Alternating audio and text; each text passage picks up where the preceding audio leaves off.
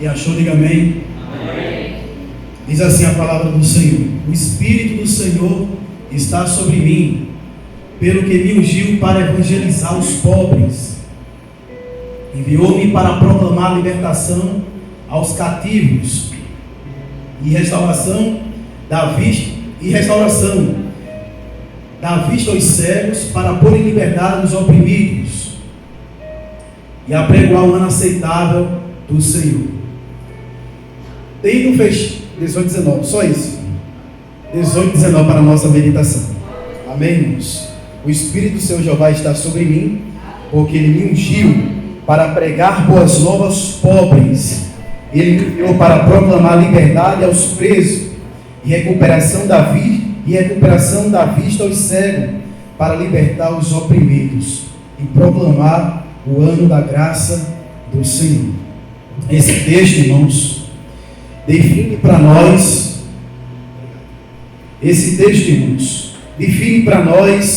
o objetivo da vinda do Senhor Jesus Cristo, do Deus encarnado, aqui na terra.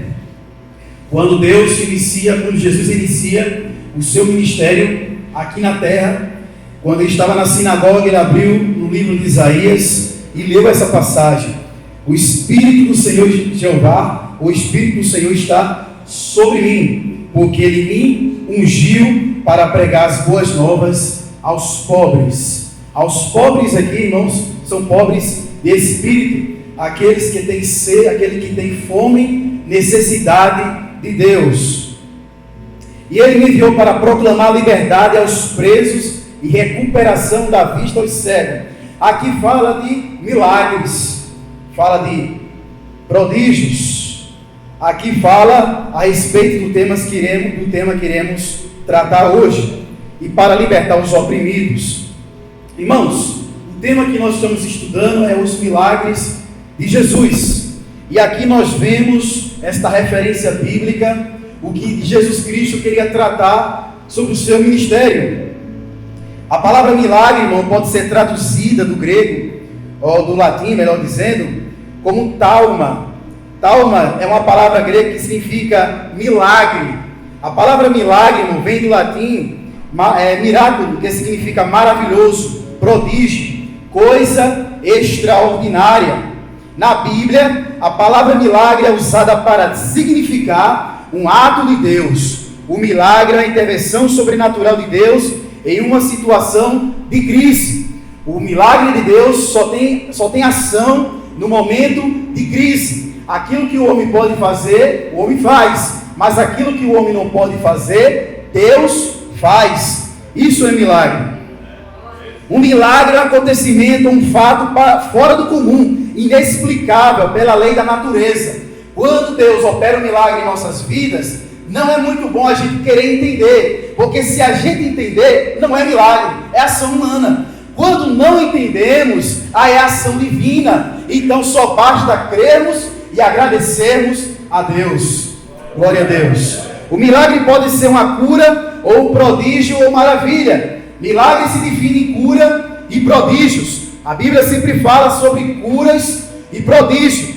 Na Bíblia, a palavra quando nós vimos curas e prodígio, a cura simplesmente é o ato de dar a saúde àquela pessoa que está doente. E prodígio tem mais sentido de intervenção na natureza, ou expulsar demônios, ou ressurreição. Quando Deus interfere na natureza, Jesus, quando Ele acalmou a tempestade, quando Ele multiplicou os pães, quando Ele ressuscitou Lázaro, quando Ele libertou o endemoniado de Gadara, aquilo é prodígio, é uma coisa fora do comum, é uma coisa extraordinária, é prodígios. Então, milagre se define em curas e prodígio. Deus opera cura no seu povo e prodígios também para a glória do seu nome.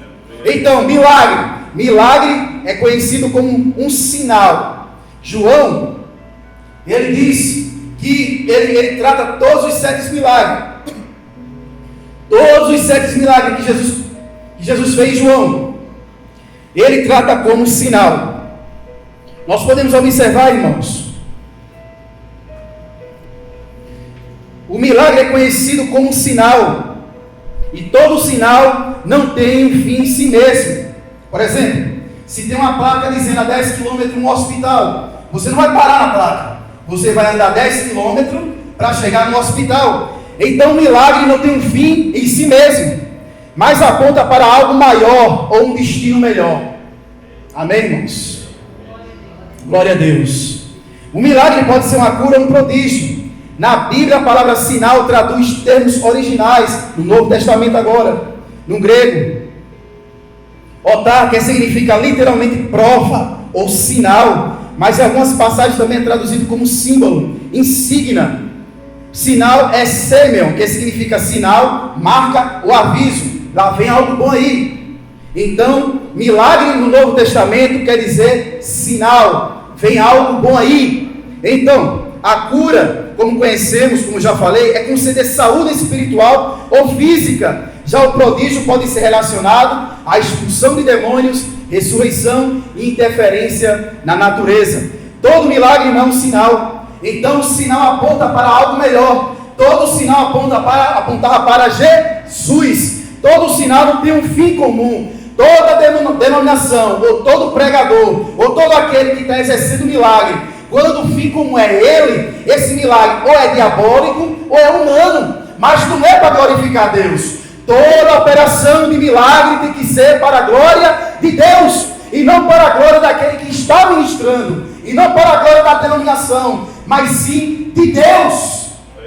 Tem pessoas, irmãos, que operam milagre e ficam exaltando a sua denominação, a sua igreja, mas esse milagre aí não provém de Deus. Esse milagre aí não provém de Deus. Nós podemos observar, irmãos, em Deuteronômio, capítulo 13, versículo de 1 ao 5. Vamos ler a palavra do Senhor. Deuteronômio, capítulo 13, versículo de 1 ao 5. Todas 13, isso. Quando 13, 1 e 5. 1 ao 5. Pode começar do 1. 1, 2, 3, 4, 5. Quando o profeta ou o sonhador se levantar no meio de ti e te anunciar um sinal ou prodígio, e sucedeu tal sinal ou prodígio de que te houver falado e disser, dá uma pausa, não siga não, vou dar uma pausa aqui. Vamos após outros deuses que não conhecestes e vamos seguir o missionário tal, vamos participar da campanha tal, vamos para a igreja fulano de tal, do chapéuzão de palha tal, aquele que joga o lenço e a pessoa cai, vamos seguir outros deuses, vamos reverenciar outras pessoas, vamos depender delas, não precisa levar a Bíblia, lá só tem milagres, lá só tem operação de milagre. Vai adiante. Não ouvirás as palavras desse profeta sonhador, porquanto o Senhor vosso Deus nos prova, para saber se amais o Senhor vosso Deus de todo o vosso coração e de toda a vossa alma. Glória a Deus. Andareis pronto, só tem mesmo. É até o 3, 1 ao 3. Então, Deus permite o diabo, aquele diabo que fez fogo cair do céu lá em Jó, para poder consumir ali os animais. Deus permite a operação do milagre na vida dessas pessoas para provar os filhos da luz. Então o que acontece? Quando esse profeta ou sonhador venha para cá, aqui tem poder, aqui está a mão de Deus, mas não tem pregação, não tem mudança de vida, não tem evangelho, é porque aqui na minha denominação tem milagre, nas outras não. Esse milagre é diabólico ou farsa humana. Todo sinal e milagre aponta para o bem comum, para a glória de Deus. Se não tiver a glória de Deus, não é milagre de Deus, é do diabo. Glória a Deus. Irmão, mas o diabo faz milagre, irmãos.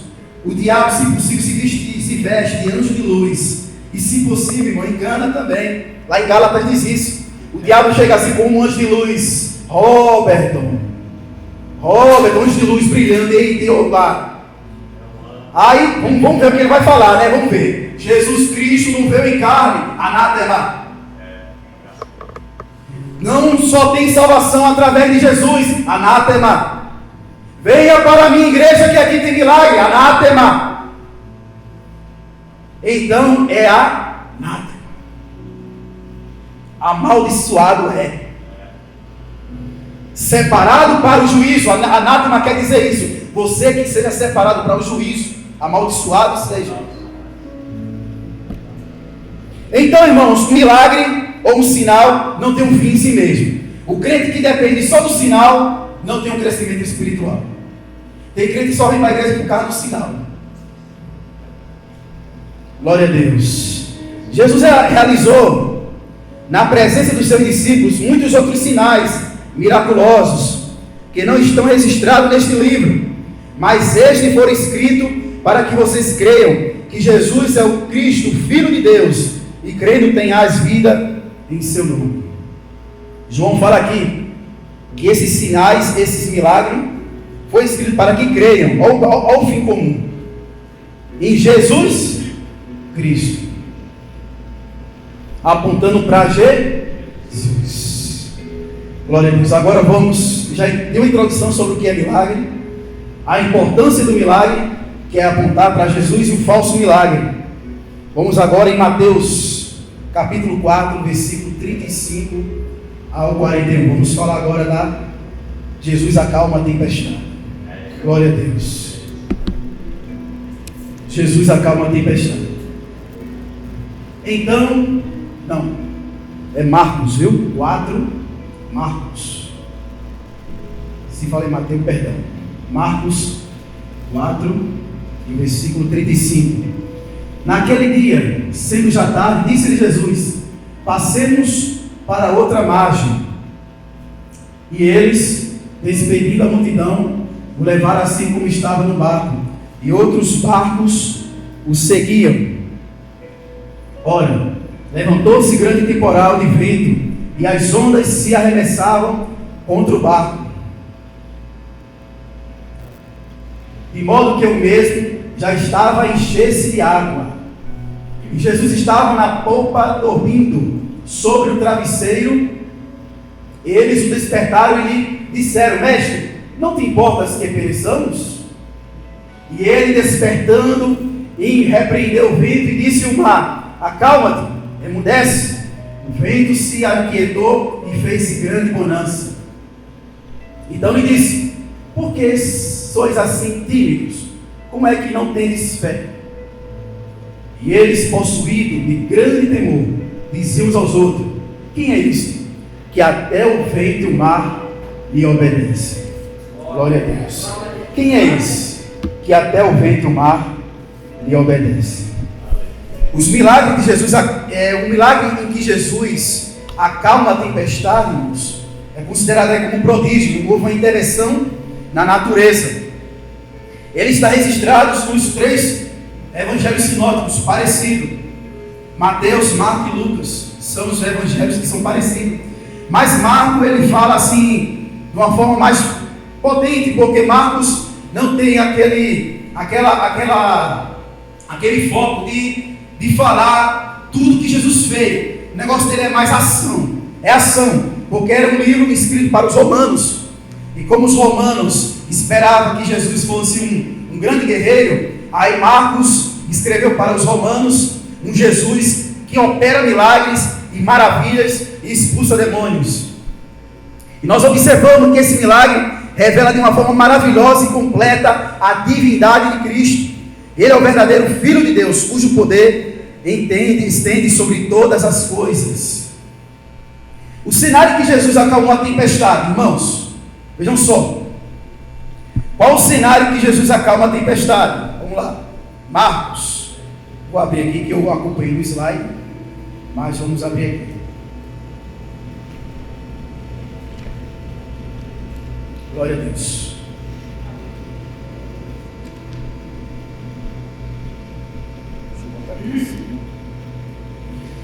Deixa a sua Bíblia aberta.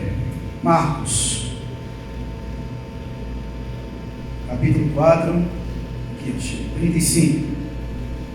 E naquele dia, sendo tarde, disse-lhe: passemos para outro lado.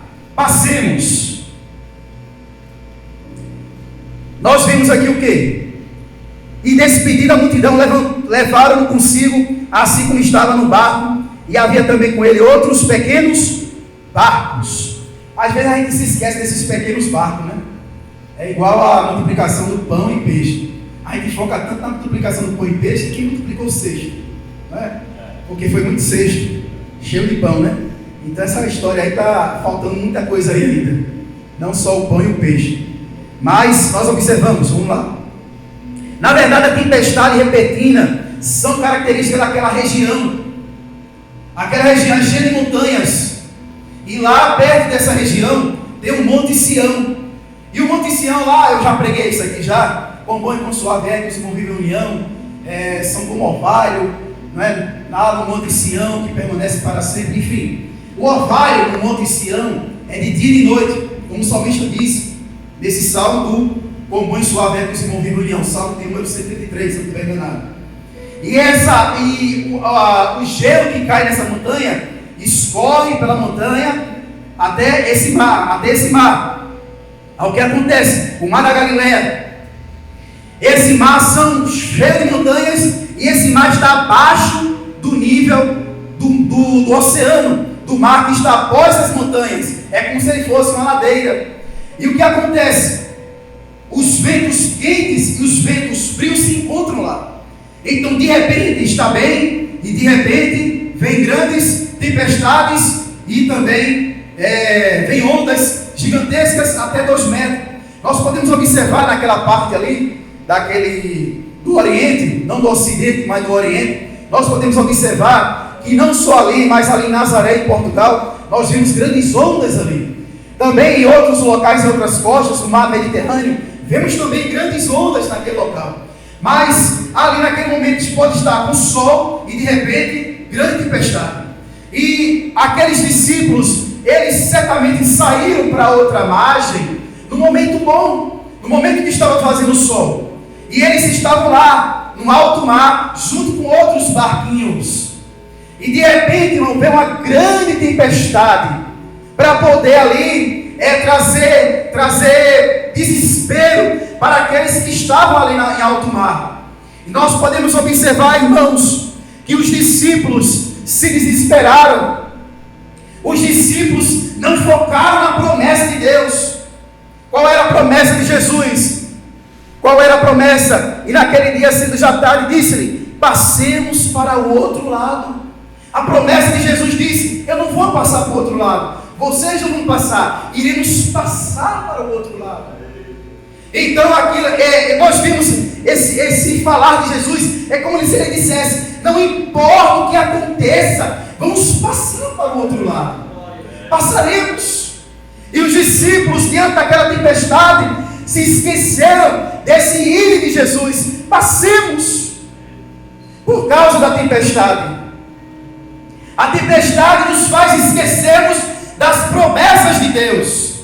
O desespero, a tempestade, a fúria do alto mar nos deixa desesperados, nos deixa aflitos e esquecemos que Jesus falou: passaremos. Você não vai ficar todo aqui, passaremos. Então, irmãos, nós podemos observar, e se levantou grande tempestade de vento, e as ondas batiam no barco de modo que já se enchia, o barco quase enchendo, quase na pique. E Jesus estava onde? Dormindo, cansado porque ele era homem, cansado, no fundo do barco. E ele estava na parte de trás do barco, dormindo sobre uma almofada. E eles o acordaram, dizendo-lhe: mestre, não se preocupa que pereçamos? E se levantou-se e repreendeu o vento e disse ao mar: paz, aquieta-te. Se eu fosse Jesus e tivesse no lugar de Jesus, se o pessoal fosse me acordar,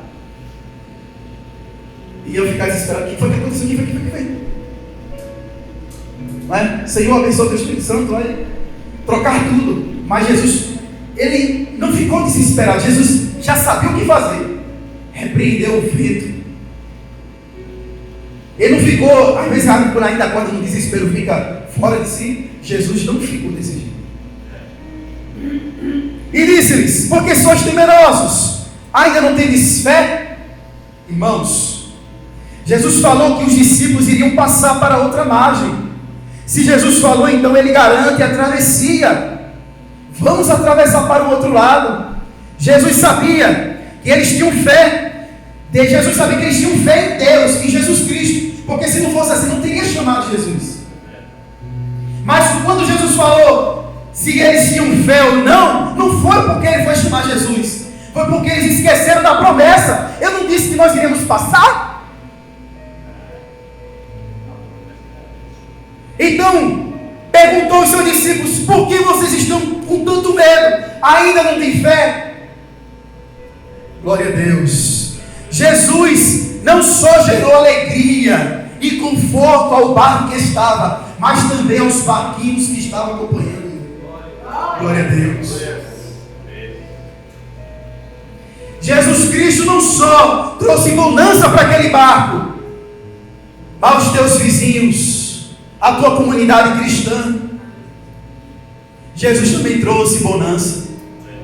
Glória a Deus. Às vezes estamos aqui na igreja, mas tem uma tempestade ali, está mexendo com a dirigente do louvor, mas está contaminando toda a igreja. Estamos com um problema na família, mas contamina toda a família. Mas é só fulano e tal, e só com a esposa dele, mas contamina aquela pessoa. Às vezes tem algo dentro, algo que está atrapalhando a obra do Senhor. E quando Deus limpa, quando Deus restaura aquela situação, todos aqueles que estão ao redor também são abençoados. Então os barquinhos que estavam acompanhando o barco de Jesus também foram abençoados. Glória a Deus. E aprendemos com esse milagre que apontava para o milagre aponta para mostrar o poder de Deus e declarar que Jesus é o Filho de Deus e tem autoridade sobre todas as coisas. Eles estavam apavorados e perguntando: quem é este que o vento e o mar lhe obedecem? Então o milagre aí apontou para quem? Para Jesus. Quem é esse que até o vento e o mar lhe obedecem? Apontou para Jesus. Glória a Deus. O milagre tem que apontar para a glória de Deus. E Jesus Cristo ali mostrou que ele tinha autoridade sobre a terra e o mar, porque ele é Deus. Jesus Cristo é Deus. Ele é Filho de Deus. Ele é gerado de Deus. Ele é da substância de Deus. Por isso que ele é Deus. Glória a Deus. Aí os discípulos perguntam: quem é esse que o vento e o mar lhe obedecem? Irmãos, às vezes nós perguntamos diante de uma situação que Deus resolve: quem é esse? Que Deus é esse? Às vezes andamos tanto tempo com Jesus e não conhecemos Jesus. Como é que os discípulos ainda foi uma pergunta dessa? Eles não sabiam ainda da deidade de Jesus Cristo. No princípio era o Verbo, e o Verbo estava com Deus, e o Verbo era Deus. Eles não sabiam que ali era o grande, o Eu Sou, lá em Êxodo. E diz ao povo de Israel: eu sou o que sou. O Eu Sou me enviou a voz. Isaías 45 e 20, eu mesmo sou o que apaga a tua transgressão e o teu pecado, aí não me lembro. Isaías 43 e 13, ainda antes que houvesse Deus sou, e não há ninguém que possa escapar da minha mão, operando eu, quem impedirá? João 14, 6, eu sou o caminho, a verdade e a vida, e ninguém vê ao Pai assim não ser por mim. João 11, 25, eu sou a ressurreição e a vida, quem crê em mim, ainda que esteja morto, viverá. Apocalipse 1, 18, eu mesmo, eu sou o Alfa e o Ômega, o princípio vivo, que é o que era, que há de vir, o Deus Todo-Poderoso. Apocalipse capítulo 3, versículo 20, eu sou a porta. Glória a Deus. Então, irmãos, por que nós travamos em saber quem é Deus? Vamos responder a pergunta dos discípulos. Lá em Colossenses: quem é esse que até o vento e o mar lhe obedece? Vamos saber quem é esse agora. Quem não conhece Jesus vai conhecer agora. capítulo 1, versículo 15 ao 20. 15 ao 20. Vamos ler todo aqui no telão, para a gente, que às vezes tem muitas versões diferentes, e eu percebo que às vezes, atrapalha um pouco. Quem é Jesus? Quem é esse que o vento e o mar lhe obedecem? Este é a imagem do Deus invisível, o primogênito de toda a criação, continuou. Pois nele foram criadas todas as coisas, a própria tempestade foi criada por ele, nos céus e sobre a terra, as visíveis e as invisíveis, sejam tronos, sejam soberanias, que é principado, que é potestade, tudo foi criado por meio dele e para ele. Ele é antes de todas as coisas, nele tudo se subsiste. Ele é a cabeça do corpo da igreja, ele é o princípio, o primogênito entre os mortos, para em todas as coisas ter a primazia. Esse é o Jesus. Esse é o Jesus a qual eu prego. Esse é o Jesus que os discípulos estavam perguntando: quem é este? Que até o vento e o mar lhe obedecem. Alguns que dizem que aquela tempestade não veio de Deus, porque algumas pessoas dizem que Jesus Cristo repreendeu. Ele não repreende aquilo que é dele. Poderia ser de uma procedência maligna, mas não importa que seja. Jesus não utilizou 0,01% do seu poder, porque do mesmo jeito ia ter o mesmo efeito. Glória a Deus. Porque Ele é que acalma o mar, Ele acalma a tempestade na tua vida, irmãos. Glória a Deus. Quem é este que até o vento e o mar lhe obedecem? Irmãos, nós observamos aqui uma outra lição que aprendemos com os discípulos, que eles obedeceram a Jesus. Às vezes obedecemos a Cristo e vem tempestade em nossas vidas, mas fique sabendo que enquanto você atravessa o mar, Jesus está contigo. Glória a Deus. Foque na promessa, foque no milagre, e saiba que o milagre tem um fim maior e melhor, que é Jesus. Esquecemos, nós se perturbamos quando nós obedecemos a Deus. Eu estou obedecendo a Deus, vem lutas, vem provações, mas é assim mesmo. Toda aprovação, lá em Romanos capítulo 5, vamos ler, Romanos capítulo 5, versículo 5, glória a Deus. Justificado, pois, mediante a fé, temos paz com Deus, por meio do nosso Senhor Jesus Cristo, por intermédio de quem obtivemos igualmente acesso pela fé a esta graça na qual estamos firmes, e gloriamos na esperança da glória de Deus. E não somente isto, mas também nos gloriamos nas próprias tribulações, tempestade, sabendo que a tribulação produz perseverança, e a perseverança, experiência, e a experiência, a esperança. Ora, a esperança não confunde, porque o amor de Deus é derramado em nosso coração pelo Espírito Santo. Então, a esperança não é confundida, porque o amor de Deus está em nosso coração. Está confuso? Será que é Deus mesmo? Você está passando por luta, mas está sentindo o óleo de Deus na sua vida? Está sentindo o achego de Deus na tua vida?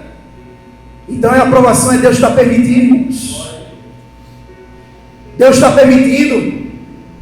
Não estou passando por luta, estou passando por uma tempestade. Qual que é, irmão? Irmão, eu comprei o irmão ali, 10 mil reais, eu não paguei a ele está me perseguindo. Isso não é promoção, não. Mas, irmão, você emprego, o cara é frete, irmão. Mas pague. Irmãos, estou fazendo tudo certinho, estou obedecendo, fazendo a obra do Senhor, e nada do nada, Deus bota uma enfermidade. Opa, vamos orar. Aí é provação. Está andando nos caminhos do Senhor, andando nos caminhos retos, não procurou, mas Deus permitiu um acidente, um incidente, algo do tipo. Aí você sente o refrigério na sua alma, porque o amor de Deus não confunde você. A pessoa sabe o que é aprovação, A pessoa sabe quando é problemas que ele procura. Lá em Hebreus capítulo 11, versículo 1. Hebreus capítulo 11, versículo 1. Glória a Deus.